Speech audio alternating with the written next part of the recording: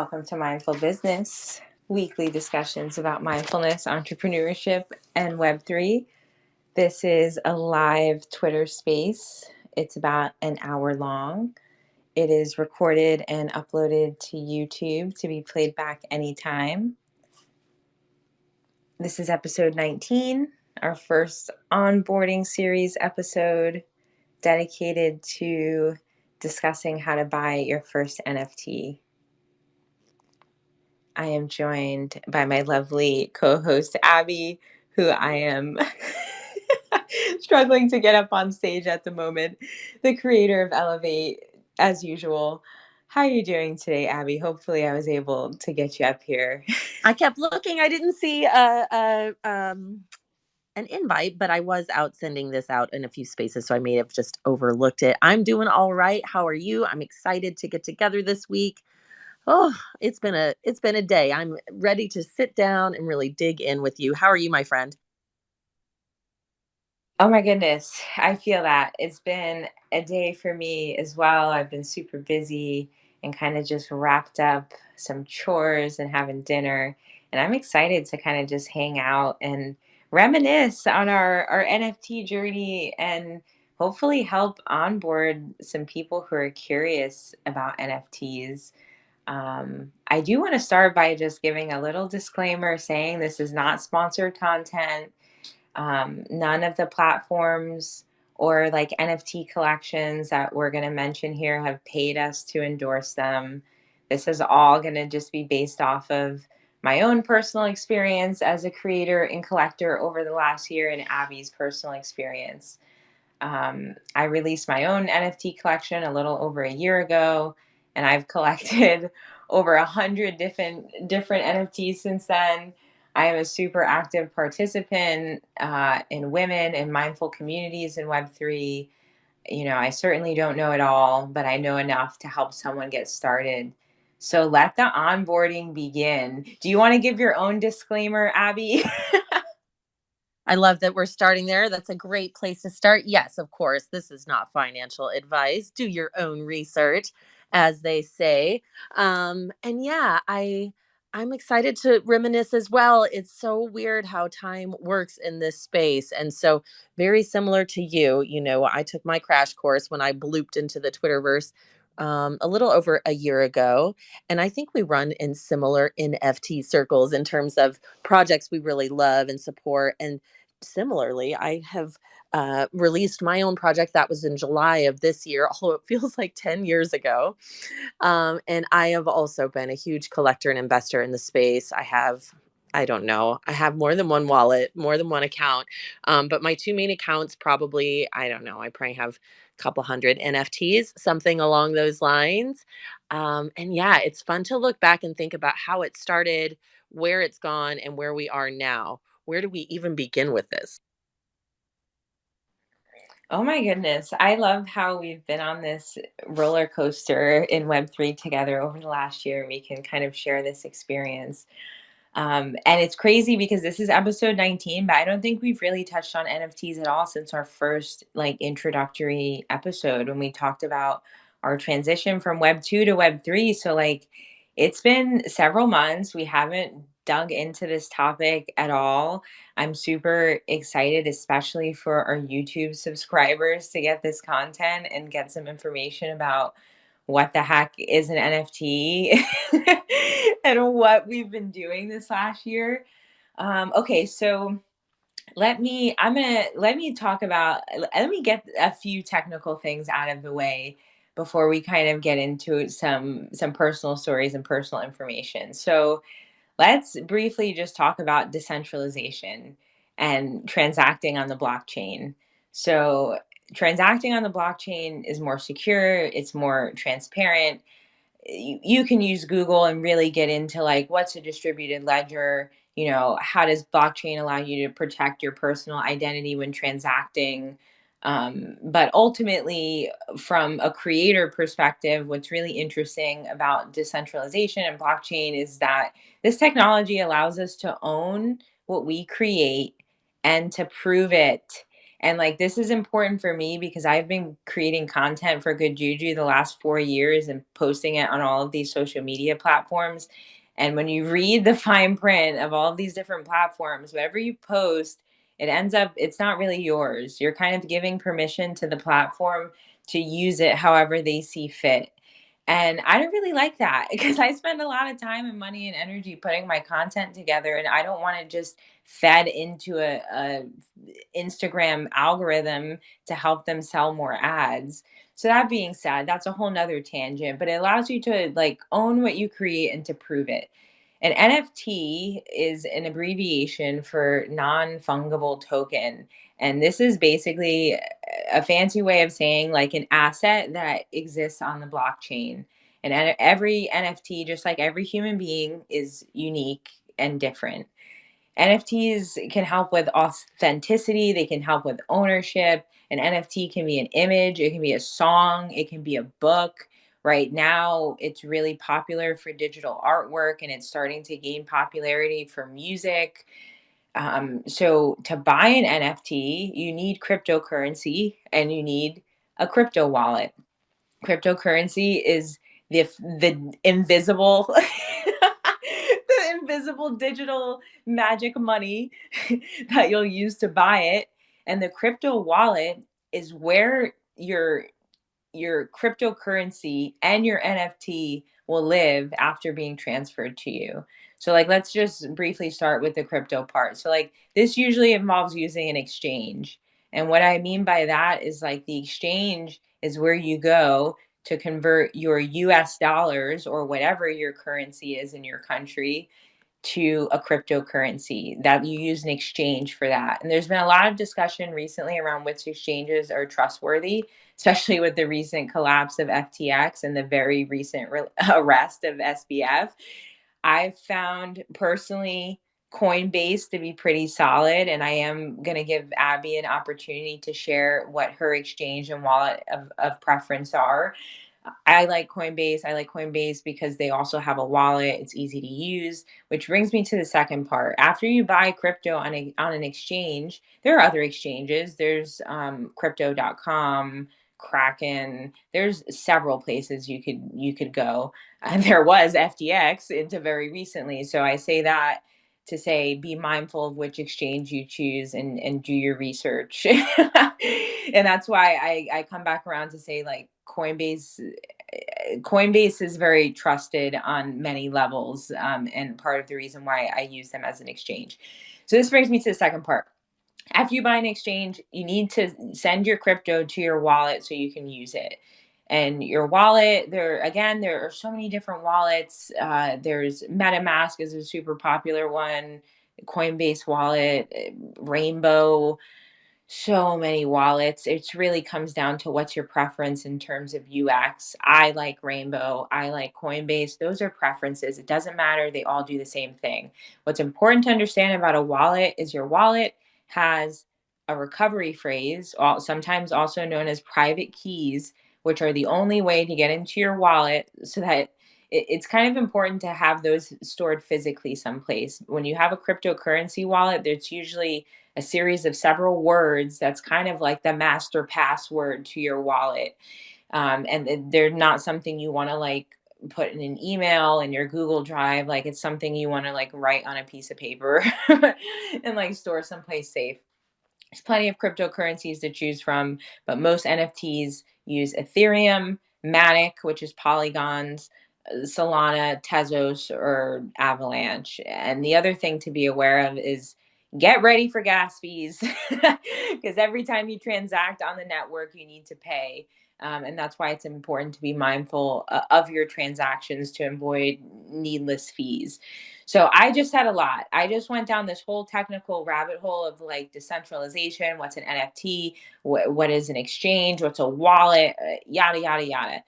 Now that I've said all that, I'm curious to hear from Abby, when you started your journey, like what exchange and wallet did you find easiest to use? Or perhaps you started off on one exchange and wallet and kind of migrated somewhere else and have a new preference, and I'm also curious, like, Do you remember the first NFT that you were like super excited to buy once you got over the hurdle of figuring out the exchange and wallet part? First of all, I wish this episode existed when I first started my NFT journey because I kind of came in hot and clueless, like I think a lot of people maybe did.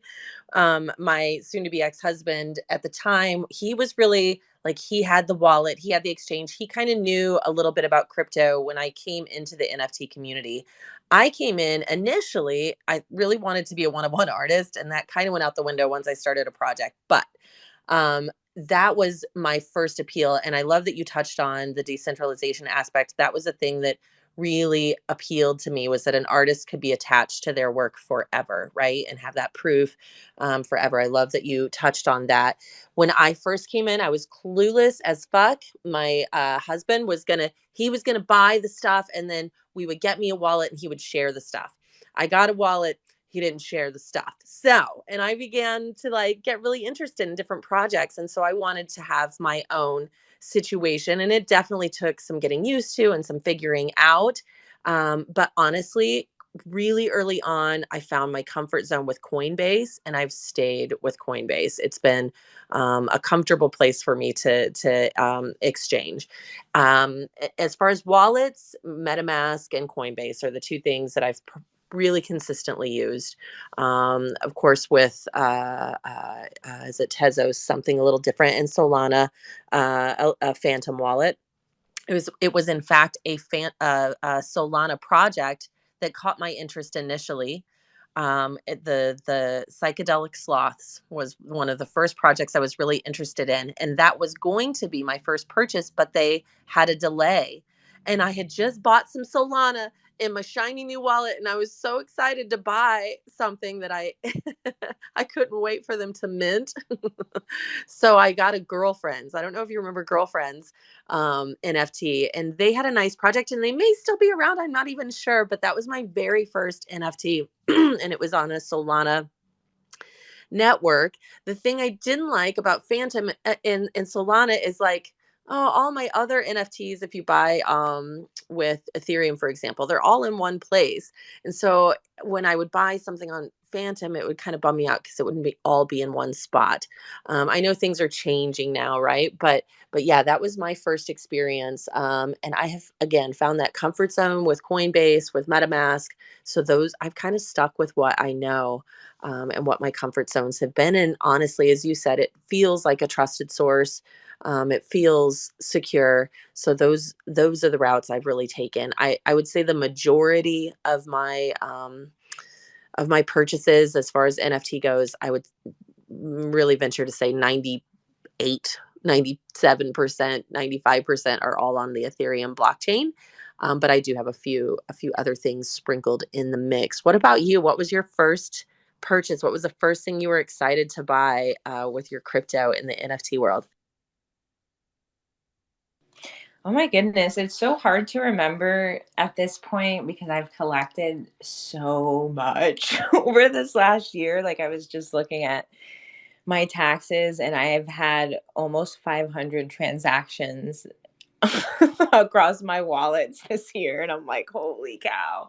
So, that being said, when I think about some of the first NFTs I was super excited to buy, I think back to Crypto Coven. I was really, really wanting one for a period of time, and now I think I have three. And it's just funny how communities can feel like so far and so not accessible. And then after spending some time and accumulating some crypto, it just feels really empowering and awesome to buy into a community that you've been admiring for some time. So Crypto Coven was one of the first ones. Mystic Sisterhood was shortly after that. I probably have six or seven Mystic Sisters at this point. I absolutely love both Lisa and Bex, the founders. They're amazing people and both just so hardworking and talented. And oh my God, I could go on forever. There are so many. There are so many. I could spend this whole hour talking about my NFT collection, but I will spare everyone. In terms of my own exchange and wallet preference, I tend to use Coinbase, like Abby. Um, I also like Coinbase because they have some features built in to generate tax reports or tax forms, I should say, and download transaction history and stuff like that. Just makes it so much easier at the end of the year when you have to consider any tax implications of your trading. So I really like Coinbase. And then for wallets, I like the Coinbase wallet. I use that for good juju. But then for my own personal wallet, I really like Rainbow. And I really like Rainbow because I just find it to have really simple and easy UX. And their support team is super responsive. And that's something that I really value.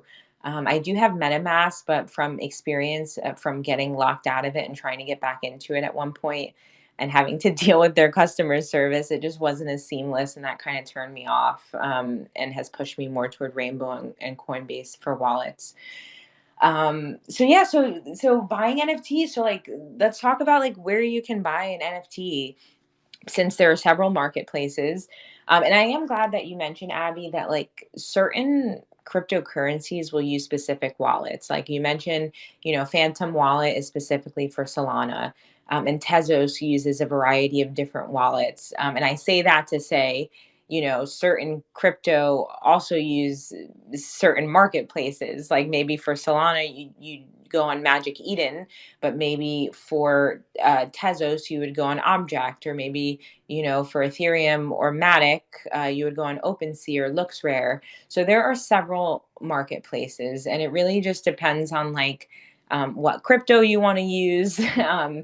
But I would say that OpenSea is one of the larger. Blur is also a very large marketplace and looks rare, and they all are trusted when it comes to like Ethereum and Matic NFTs. Essentially, how a marketplace works is you connect your wallet. It's usually very easy and a matter of like scanning a QR code or something like that. And this allows you to use your crypto to make purchases in the marketplace.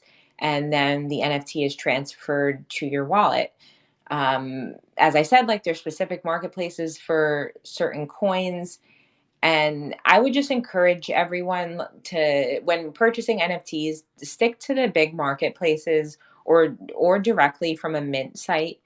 Sometimes when a new collection comes out, they will have a specific website where you mint or essentially purchase your new NFT from. And just a warning also to be careful that it's the actual mint site. Always double check URLs and things like that. But like, I would steer away from like doing weird one-off transactions with strangers you met in Discord or in DMs. Like, stick to the trusted marketplaces. I'm curious, Abby, do you have any preferences in terms of marketplaces? I know that your Elevate collection is on secondary on OpenSea, and I know that you minted directly from your own website. So I'm just kind of curious your thoughts on purchasing NFTs. My thoughts are really aligned with you. I if a project is minting directly from their website, I love that. So long as you mentioned, really pay attention to security protocol on that. Make sure you're getting the direct link from their direct website or their official Twitter page, or within the Discord, because certainly, scammers delight out there when we're doing things that way. OpenSea has been my comfort zone. It's not that I'm not open to others. I haven't done a lot of it for those very reasons of security. OpenSea isn't without fault, of course, but it's been my comfort zone, and so I would say just because Ethereum is tends to be my. It's not like I'm a maxi. It's just what I tend to have the most of and what I work with, and so I've enjoyed collecting on OpenSea primarily. I've really tried, not recently, but for a minute there, I was really trying to branch out into Tezos a little bit. There's some really great artwork going on, some really cool values happening, a really neat community growing.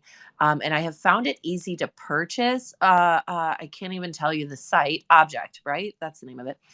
However, I have found it difficult to become a creator. I've tried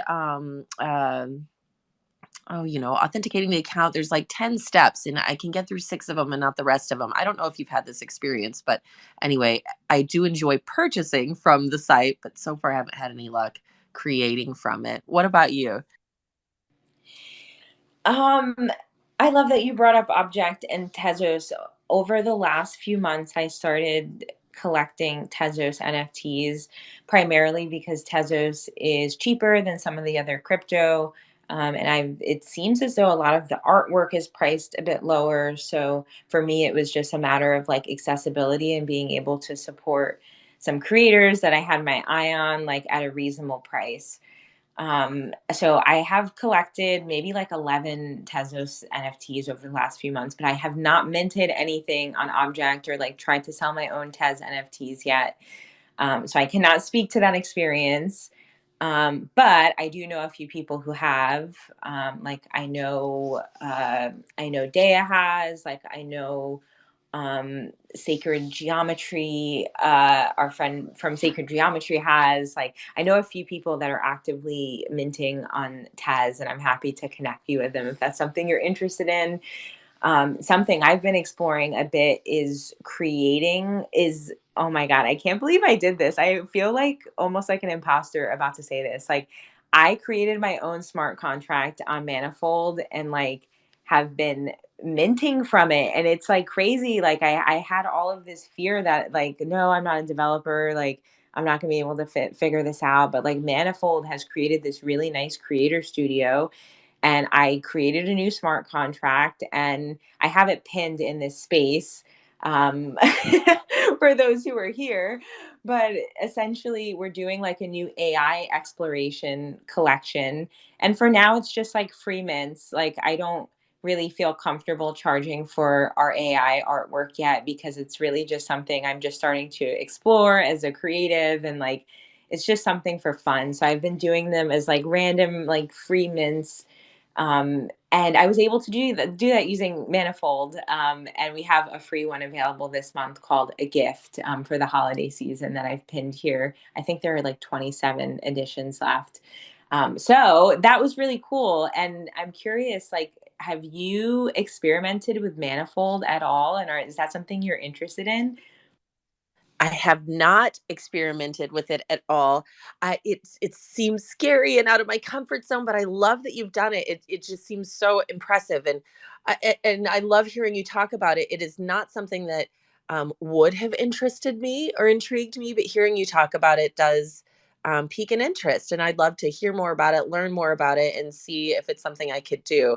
I tend to, as I said, especially in this world, there's a lot of bravery and like brave new world happening in this last year of exploring this space, but sometimes I'm a trepidatious explorer. Sometimes I think, I don't know, is that too scary? Can I do that? Is that out of my realm of possibility? So I really appreciate that, and I knew this conversation would be good. That I get great nuggets from you. So I definitely would be into learning more, but it would take you holding my hand, I think, to do it.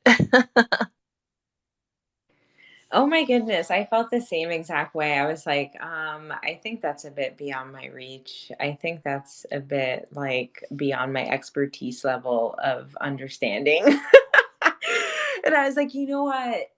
But the thing is, it's like you have to really carve out the time. Like I had to set aside like a couple hours on the weekend and I was like, all right, this is just time to explore. And it did result in like for the one I'm using as our PFP, so this is AI artwork. Like if you click on it, like it looks like a legit photo of a crystal, but it's an AI generated crystal, which I find phenomenal. It's like a quartz tower. And I ended up in the process of like trying to mint this on our own contract, doing the first one like I screwed up the first one and it was like a one off. And then I figured it out the second time around. I was like, oh, I got it. And I say that to say, like, there's some trial and error. And as I said, trial and error when it comes to blockchain is expensive because there's freaking gas fees associated with everything. So you really pay to learn. So that being said, it's like, yeah, if you set some time aside and watch a few YouTube tutorials, you can figure anything out. And I would be happy, happy, happy to help you if you wanted to set up your own smart contract for your own, personal artwork or AI artwork or anything like that. That being said, like there's so many types of NFTs out there. Like I just touched on AI artwork. That's definitely like its own whole thing that's like really popping off right now. There's derivatives, there's people who make physical artwork and then sell kind of editions of it on the blockchain. There's like, hand illustrated stuff and then did more digital and pixel artwork. um, I want to talk about like how do we decide what NFT to buy? Because I feel like for some people it's not just overwhelming like the technology, like that's one thing, but for me those first few months in the NFT space, I was so overwhelmed by the options because there's a gajillion projects out there. Like you could spend years scrolling on OpenSea looking at stuff.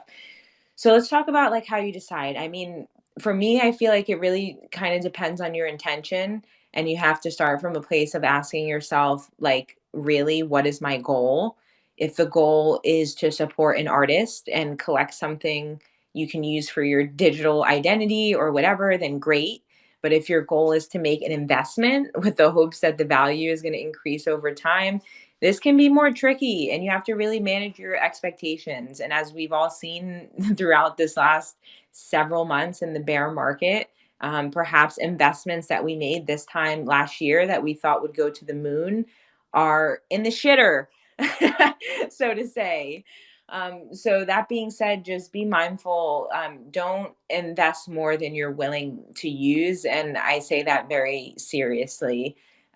This is new. There's a lot of rugs, and I didn't even have that on our agenda to talk about rugs. But a rug is basically a product that just not even a product. It's a project that kind of dissolves over time and fizzles out. It's like hot around mint when art is revealing, and then it kind of dies out and the founders and creators disappear. They don't uphold any of their promises and it kind of just fizzles out. And this happens a lot. And this happens a lot because this is also what happens in the small business world. People bite off more than they can chew, end up in a bit too deep, can't keep their promises, and feel like it's better to kind of just slowly ghost everyone rather than, be accountable and show up every day. And this is what happens. So I say that to say it depends on your intention. Right now, seeing who's still pushing during the bear market, like that's a big green flag. Like if someone like hello, elevate my co-host. Yeah, that's an NFT I would buy. Good Juju or Juju Gallery NFTs. It's been over a year. It's been a really difficult bear market. We're pushing through. So, like people who have been hustling through this bear market, show them some love. For me, there are some purchases that are just intended to be flips, but for the most part, I collect because I love the art. I love the creators and I love the communities. I love the dorky exclusive merch. I love the access benefits. For those who have purchased NFTs from Good Juju, they decided based on the artwork and the utility for the most part. So it's like you have to decide what matters to you. And if you're struggling, I will throw a little tidbit out there. I've been a community curator at Hug. So Hug is Randy Zuckerberg and Deb Soon's platform that you can use to review like aggregated feedback on different NFT collections. It's fantastic. It's like the Yelp of NFTs. And like if you're really super struggling and really don't know where to begin, I suggest checking out Hug because there's, I think, at this point, hundreds of NFT collections listed with real reviews from real people who have purchased those NFTs or are familiar with the founders or creators of the project. It's very impressive. So that being said, I just went on a whole spiel. Abby, I'm curious, how do you decide what NFTs to buy, and what advice would you give someone who's feeling overwhelmed about where to begin with all the options that are out there? I love that you brought up Hug. That was a resource I hadn't even thought about coming into this space. I think you're speaking volumes when you speak about talking to other people, real people who've had the experience. Take a moment, take your time, do your research, get to know the community, get to know the founders, get to know if they're available. Who, as you said, who is showing up consistently day in and day out really does speak volumes. And everybody was here when things were good and hot and phenomenal, right? Back January through what, April. Everything was lovely and it was a very busy popping place. But yes, people disappear when things get tough. But those of us who, I think the benefit of being small business owners, in real life before launching projects, we understand that there are cycles, and that you have to plan for the long haul. And it can be very, very challenging. 100%. So take your time. Although we all know it's fun, right? And there's a little bit of a retail therapy kind of fun thing, right, that happens when we buy something. So once you kind of, it doesn't take long, right, to get to know people in this space, and to know communities that resonate with you. And that's, I tend to buy from my heart. Not that I haven't bought for investments, and not that I haven't flipped. I did that a lot in the beginning when the market was great. um I would say, if you're going to buy to flip, buy three, right, so that you can keep one. You can flip one immediately, and then the other you can play with. To buy two to three, if that's what you're doing, if that's your intention, is to try to make money.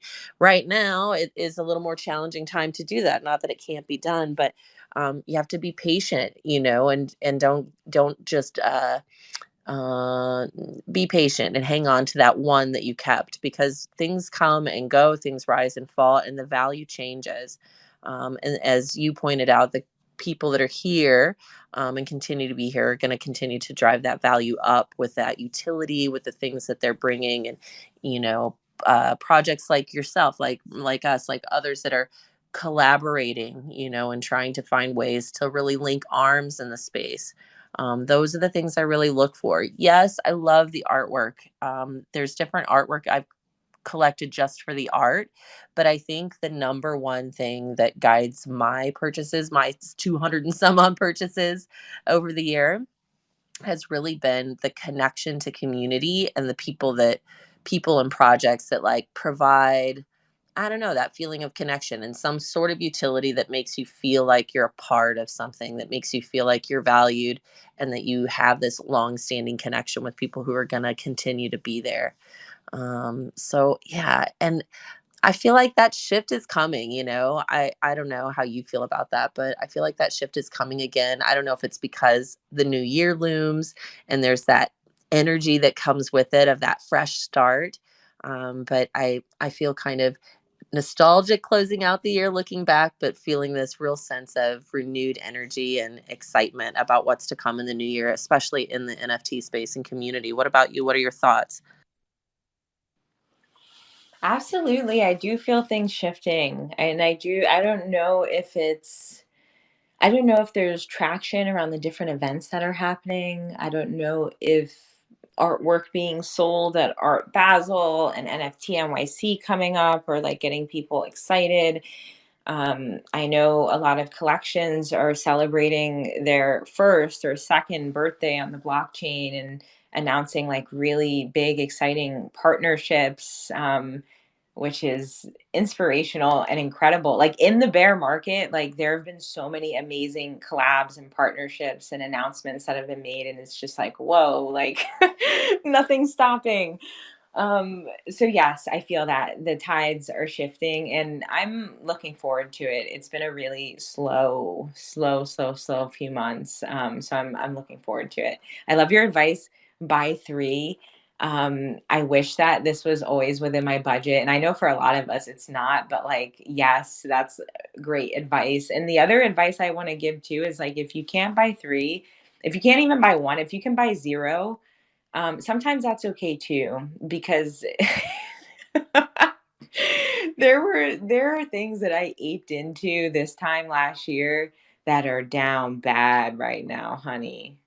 down bad, baby. And when I say down bad, I mean like down 80%. I mean like something that was $3,000 a year ago is like, it's like maybe 500 now. And I say that to say, like, if you can't afford to buy into a project that you're super interested in at this moment, I'm not saying hope and pray the floor price is going to crash, but like sometimes it is worth, like, there are certain collections that I monitored the floor price literally for 6 months before I bought something, because I watched the price and I watched what was available at a price within my within my means. And it took months. Like, and one example I have is Women Rise. So first of all, beautiful, amazing founder, beautiful, amazing mission, beautiful, amazing art. Women Rise is fantastic. And I think I got my first one maybe 11 months ago. And I knew immediately in that moment, I was like, oh, like I want one with the crystal background. Like I need one with the crystal background. And the floor price was high. It was like it was bullish. Like things were crazy. And then just as of this last couple months during the bear market, like I found one with a crystal background on the floor, super cheap, under the price I was willing to pay. And like I say that to say, be patient. And sometimes it's worth watching collections because you can see over time, like, is this something that's even worth me spending this money on? There's been times where I've waited months to buy something and then ultimately decided like, maybe I don't need that. Maybe I'm not interested in that. Maybe that project's not for me and that community's not my vibe. So it's like, take your time, feel it out. Hello, Jana. Hello, Merlinda. It's nice to have you. Happy Wednesday night. This is like our first onboarding space, and we're just talking about basics around buying your first NFT. We'll open the floor to speakers in a bit if you have any advice or tidbit to give to newbies. So something else I want to touch on before I forget is keeping your NFT safe. I do want to stress that like scams are rampant. Beware of scammers. Do not trust strangers online who want to help you with your trading, quote unquote, or send you money, quote unquote, to invest on their behalf. If it sounds weird, it's weird. That being said, don't share your private keys with anyone. That recovery phrase that you get for your wallet, all those random words that make no sense, don't share those with anyone except yourself. Try not to leave your crypto on exchanges, even if it's an exchange that you trust, like Coinbase, that Abby and I trust. Try not to leave your crypto on the exchange. Move that shit to your wallet. If someone gave you $100, would you just leave it sitting on a table somewhere and like hope when you come back later it's still there? Like, no, you'd put it in your wallet. So when you get your crypto, you take it off the exchange and you put it in your wallet. Be mindful of where you connect your wallet. Have a cold wallet, and a cold wallet is a wallet that you don't really connect to too many sites. You literally just transfer things into it. A hot wallet is a wallet that you're connecting to different mint sites or different marketplaces. So be mindful of having cold storage, like either a wallet that you don't connect to anything or a ledger, which I feel I have a ledger. I feel I'm going to be honest. I haven't shared this with anyone, but this is the space to say it, and I hope saying it out loud motivates me. I bought a ledger probably, I don't know, 7 months ago. I have not used it. I don't know how to use it. I don't know what the hell to do with it. Ledger, if you're listening, can you come into a Twitter space and explain how to use this little thumbnail hard drive looking device? I have no idea where to begin with it. So that being said, while even though I'm recommending a ledger, maybe we need a separate space to discuss how to use a ledger because I have no idea. So we'll circle back on that, and also just be cautious where you connect your wallet. If you don't have a ledger and you're using cold storage, just be mindful of the different sites you connect it to. I saw a lot of emojis come up when I mentioned the ledger. Are you in the same boat, Abby? The exact same boat. I am all about endorsing the use of it. I know it's important to use it.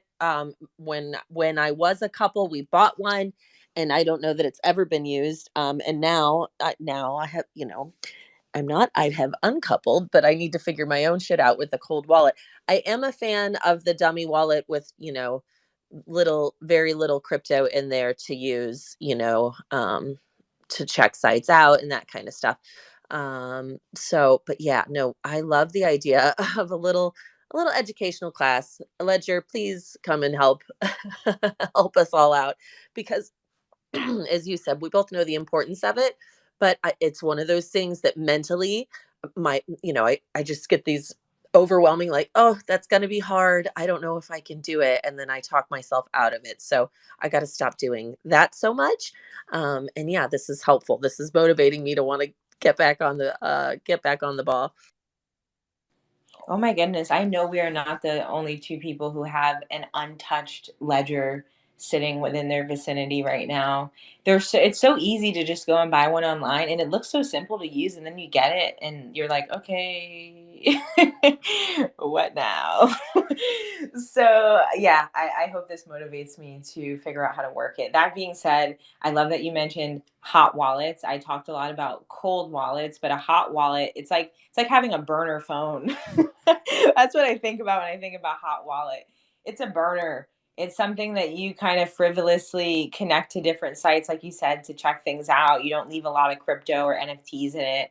There was a trend during the bear market of free mints because all of us were broke and none of us had any money to spend.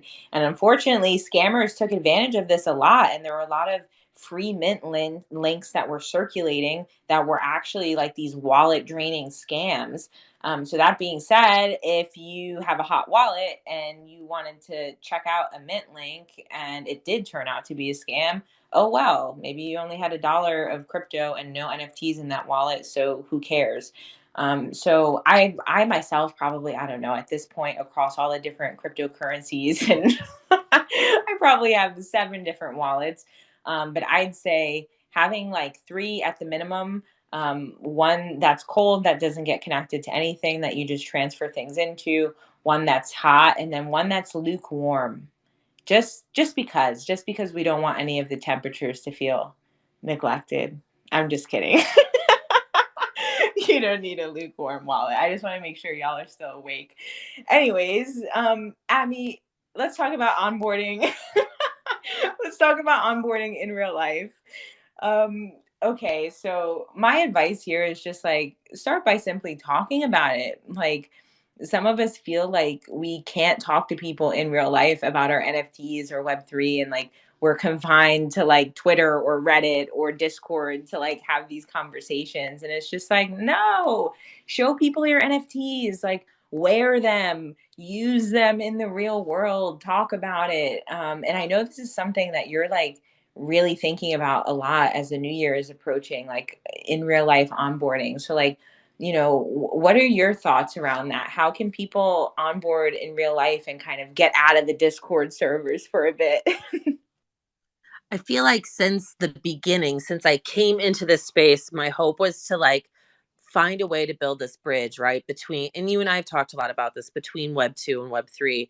And I think it's come a long way. It's more and more, at least people have heard about it in the mainstream. There's been a lot of media about it in the last year. I think with Instagram, adding digital assets, and I think even on Facebook there's maybe a digital asset situation happening. Whatever we think about it, whatever our opinions might be about that happening, it is making NFTs more accessible and more in that top of mind awareness of the general population. And that's what we need ultimately, if we're going to make contact, right? Make contact. It's almost literally like we're all on these different planets. And I feel like I feel like I've been on this voyage, like I've come here to Planet Twitter to like glean this information. And here I've built this in real life community over the last couple of decades. And they all live over, whether I like it or not, and I do not, but here we are. They're all over on Facebook, and a little bit on Insta and here in person. And so there's this opportunity to like, okay, I've been on my space voyage mission here. Now I got to take some of it over. And so I've started a Facebook page and I'm going to start doing Facebook lives again because when I did that before with my brick and mortar business, that got a lot of traction and uh, a lot of growth, organic growth on my platform over there for to be able to stay connected with my community. So I'm seeing that as an opportunity. Here we all live in our Twitter spaces, but the in real life community I've built, I think now that they've got this like okay I feel they think they know what an NFT is kind of on these conversations, but I think it's a real opportunity to really start going back and building that bridge again, from the information over here and the connections here in the Twitter spaces. I think there's a real opportunity for us, you, me, Jana, all of us to maybe not Facebook for some of us, but maybe it's Insta, doing more Insta lives where there's really we're all doxxed anyway, doing more of the see us and hear us. And then in my case, I'm going to be teaching back, getting back to teaching in real life. I'm not calling it yoga so much as stress management. It's based in yoga, but I want it to be a bit more appreciative, less appropriative. That's another conversation. But anyway, yes. And the whole goal is to interject the NFT stuff into my in real life wellness, and similarly the wellness stuff back into the NFT. That's been the goal all along. So it's nice to start moving in the direction of onboarding in real life now that I feel like there's been enough top of mind awareness out there to be able to even have the conversations. You know what I mean? Absolutely. I love that you mentioned the digital collectibles on Instagram. I totally forgot about that. And that has rolled out within this last couple months. And it is certainly making NFTs more visible to everyone. We recently started posting our NFTs as digital collectibles. And yeah, we have a large following on Instagram, and it's interesting. I think people don't quite understand what it is just yet. But they can see them. And that's what matters. Is just like, okay, like maybe through osmosis, after you see it enough times, you're gonna start to get it. And I can start there. I'm okay with that. And you're right. They also rolled out that feature on Facebook. And I would encourage people to branch out of the Twitterverse. I know we're talking about onboarding in real life, but sometimes social media is that olive branch that we have to extend to put together the IRL experiences. And if you've been in the Twitterverse a lot, it can start to feel like an echo chamber of all the same people and all the same voices. So yeah, check out the communities on Reddit. There's a huge NFT community on Reddit. Obviously, Discord is exhausting, so I'm not going to go there. But with digital collectibles rolling out on Instagram and Facebook, I feel like it gives us more places to congregate, to be weird together, which I'm excited about. And yes, I would love, love, love to do a Facebook or Instagram live.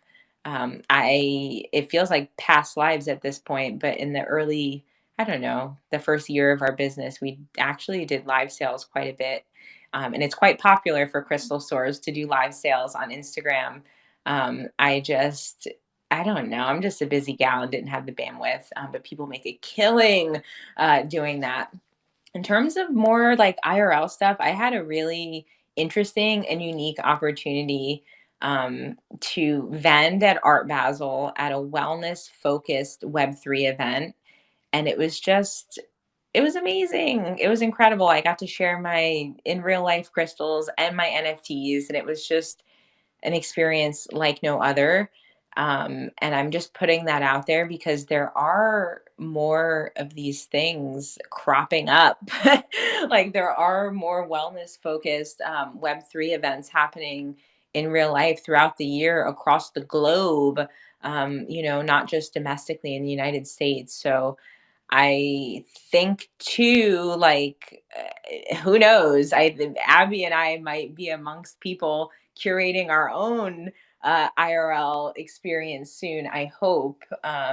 and it's within reach. And it's like, if you have a community and you have people who can help you put something together, it's like, if there's nothing around, you do it. Put together a little event on Eventbrite and rent a co-working space and get together people from the community that have a common interest. It's like, people are out there, but sometimes you have to put yourself out there. So that's kind of what it comes down to in terms of onboarding in real life, is putting yourself and your knowledge and your experience and your wisdom on display so people can access you and learn from you. That being said, we're approaching our last 10 minutes. We are light on listeners tonight, but I will extend an invitation to anyone who wants to come up and ask any questions or give any feedback or share any information.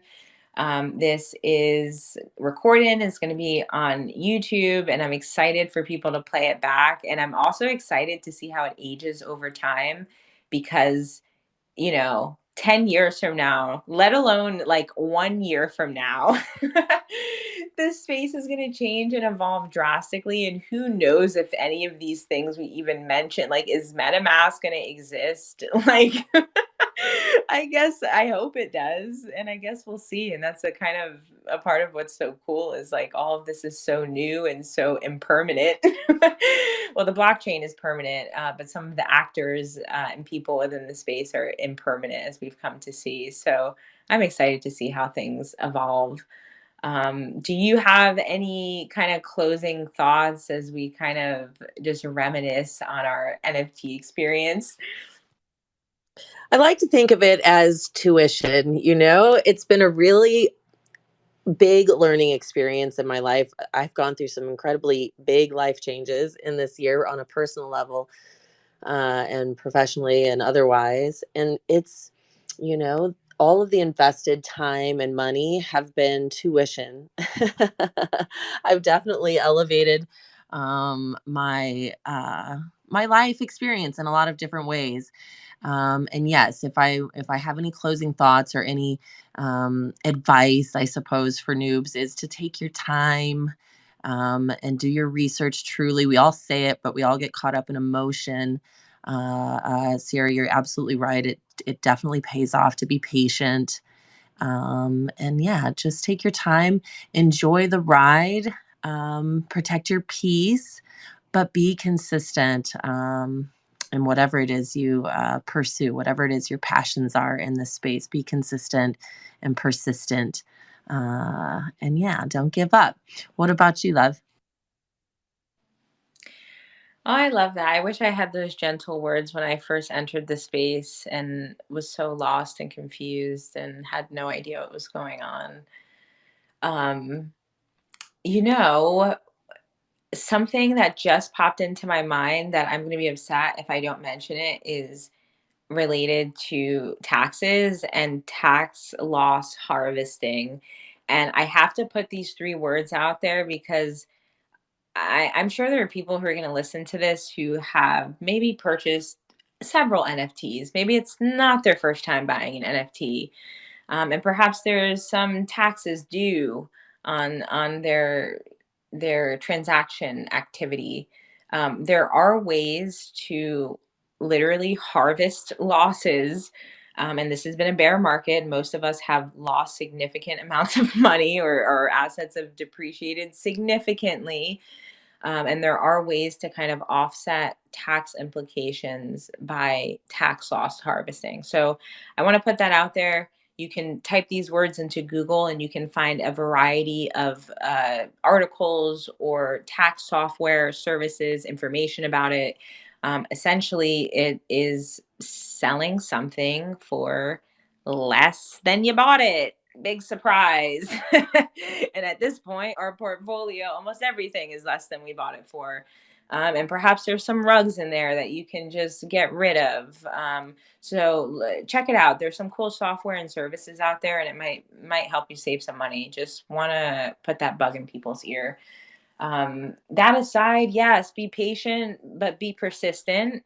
We have another Twitter space that we spoke all about patience and persistence. They go together. Beware of scammers. Be sure to keep your NFTs safe in cold storage. Check out a variety of different marketplaces, but know that OpenSea is very trusted. Um, and yeah, when it comes to the technical stuff, like don't get too overwhelmed. You know, there's a lot to learn and you will slowly absorb it over time. And you don't need to be a developer or an engineer or some tech whiz to use the technology and to find value from it. I have a crystal story, y'all.